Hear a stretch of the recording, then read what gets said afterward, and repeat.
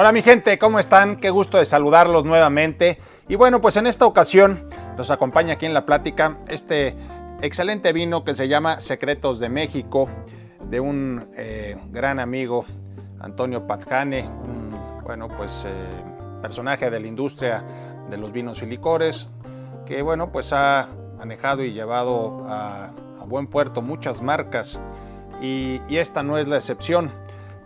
Muy recomendable, se los recomiendo, tiene una relación calidad-precio, la verdad, muy buena, y creo que justifica lo que se paga por este vino. Y bueno, hoy quisiera comentarles, ya que estamos aquí con un vino mexicano, pues que México elabora 119 millones de botellas de 750 mililitros al año. Esto se convierte en prácticamente 90 millones de litros y con esto ocupamos el puesto número 35 a nivel mundial como productor de vino. El crecimiento de la industria que ahora estamos por cumplir 425 años de historia, pues se ha consolidado y ha ido creciendo de una manera bastante vertiginosa, podríamos llamarle de esa manera. Hay que empezar un poquito, vamos a platicar un poquito de cómo fue evolucionando esta industria en estos 400, estamos por cumplir ya 425 años y es importante como entender un poco cómo se ha ido desarrollando. Creo que se habla mucho acerca concretamente de los vinos, concretamente de los viñedos, de Ensenada, de Coahuila, en fin. Pero hay que entender un poquito cómo fue evolucionando con los datos más importantes y promisorios pues, de lo que fue esta industria. En el año de 1597, el rey de España, Felipe II, concedió un permiso especial en aquel entonces a don Lorenzo García para fundar lo que era la hacienda de don Lorenzo, destinada concretamente a la producción de vinos y brandis en el Nuevo Mundo. Dicha hacienda se convirtió con el paso de los años en lo que hoy se conoce como Casa Madero, que hoy ostenta ser el sexto viñedo vigente, es decir, en producción más antiguo del mundo. Y bueno, pues esa cultura de la vid fue seguida muy de cerca por el franciscano Fray Junípero Serra, quien en el siglo XVIII plantó las uvas Misión a lo largo de toda la costa norte del Pacífico mexicano. Esto incluye, por supuesto, todo el territorio actual de la California estadounidense, que, como todos sabemos, pertenecía a México y que en su momento fue arrebatada por el gobierno de Estados Unidos. Esto, bueno, pues nos da una idea concreta de también por qué este estado estadounidense, bueno, pues tiene hoy por hoy la producción más importante de vino de todo Estados Unidos. Es una persona muy valorada en Estados Unidos, este franciscano español, ya que hay una historia alrededor de él con todas las misiones que se fueron formando, por supuesto en California, pero también en Nuevo México y Arizona. Los movimientos de independencia con el libertador Iturbide estimularon la producción de vino en estas tierras, por supuesto, en México. Y en el año de 1707, el padre Eusebio Kun, es decir, el famoso padre Quino, crea el primer vino en Baja California en el año de 1843. Y se crea, podríamos decirlo así, la primera escuela de vitivinicultura en el territorio mexicano. Y es en el año de 1860 que, se hace un vino llamado Sangre de Cristo, que existe hasta la actualidad, y en el año de 1888 se funda la bodega de Santo Tomás. Esta bodega produce actualmente aún los vinos Santo Tomás, que obviamente tienen una participación muy importante en el sector de vinos mexicanos. En 1900, la terrible epidemia de la filoxera asola, por supuesto, el viñedo nacional, y en 1906, hay que mencionar así, bajo, el apoyo del presidente Porfirio Díaz, 100 familias rusas que él manda traer se establecen en el Valle de Guadalupe, obviamente en Baja California, en una de las zonas más, o que es una de las zonas más prometedoras en lo que es la producción del vino mexicano, y son ellos los que vuelven a resurgir nuevamente la producción de vino en el estado de Baja California, concretamente en Ensenada. Y bueno, ya para el año de 1948 se crea la Asociación Nacional de Viticultores Mexicanos. En el año, bueno, me brinqué una parte, en el año de 1928 nace, por supuesto, la bodega de L.A. Cheto, que hoy actualmente es la más grande del país, y ahora sí, regresando un poquito, en 1968, pero haciendo referencia a la bodega, aparece en escena el enólogo Camilo Magoni, que es uno, bueno, se puede decir uno de los padres también de la viticultura mexicana. Pero sin duda, a él, y por supuesto a él se le debe la introducción de la uva Nebbiolo en el territorio mexicano, que a final de cuentas se ha dado o ha tenido un éxito muy importante, pues se ha dado muy bien en nuestro territorio.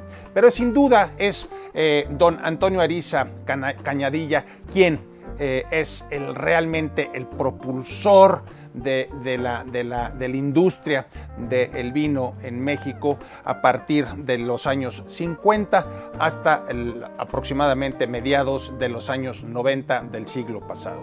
Es Domecq quien finalmente le da ese impulso tan importante, y que es muy importante mencionar que en esas épocas la producción y el consumo de vino mexicano, por supuesto, era muy alto. Hoy en México se tienen aproximadamente poco más de 6.500 hectáreas de viñedo repartidas en 216 bodegas con aproximadamente unas 1.050 etiquetas de vino, de las cuales el 75% son de vino tinto y el 25% de vino blanco. Esto habla acerca de la preferencia de consumo por el mexicano en el vino tinto más que en el vino blanco. Ahora bien, el 96% de lo que se produce en México se bebe en México.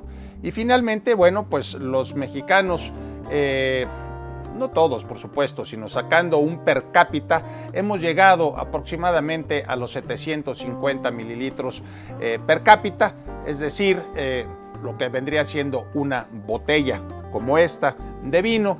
Esto, claro, en promedio, pero en realidad el consumo de vino habitual en México, pues no llega al 5% de la población, con lo cual esto pues nos dice el gran potencial que tiene aún México en el consumo de vino, porque si nosotros tuviésemos la habilidad para poder permear hacia, digamos, pues las bases de la pirámide poblacional, el crecimiento del vino explotaría de una manera vertiginosa. ¿Cuánto vale la industria del vino en México? Aproximadamente unos 550 millones de dólares.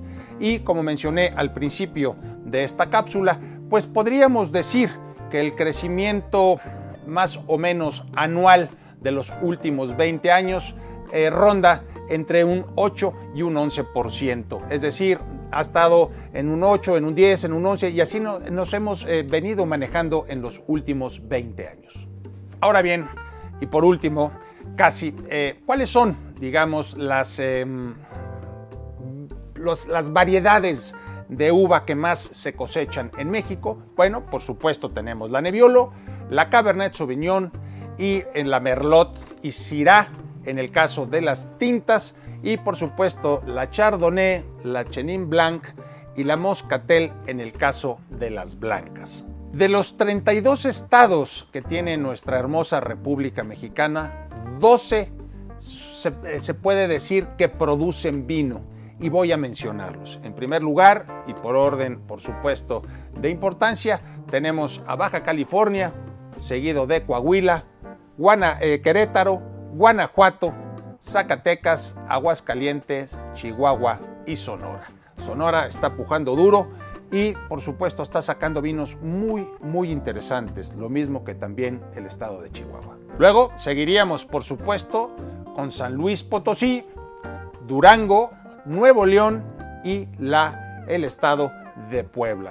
En el estado de Puebla tenemos dos viñedos que están ya, digamos, pues, que han, en producción, y están también, bueno, entusiasmados por generar vinos de calidad para poder competir también con los demás estados de la República. La zona más interesante, vamos a llamarla de esta manera, o que está haciendo una mayor efervescencia, pues es sin duda Ensenada, la cual, Baja California, la cual pues produce cerca del 80% de la producción mexicana, y bueno, pues cuenta con 180 bodegas. Esto nos puede dar una idea de la importancia específica que tiene la ciudad de Ensenada.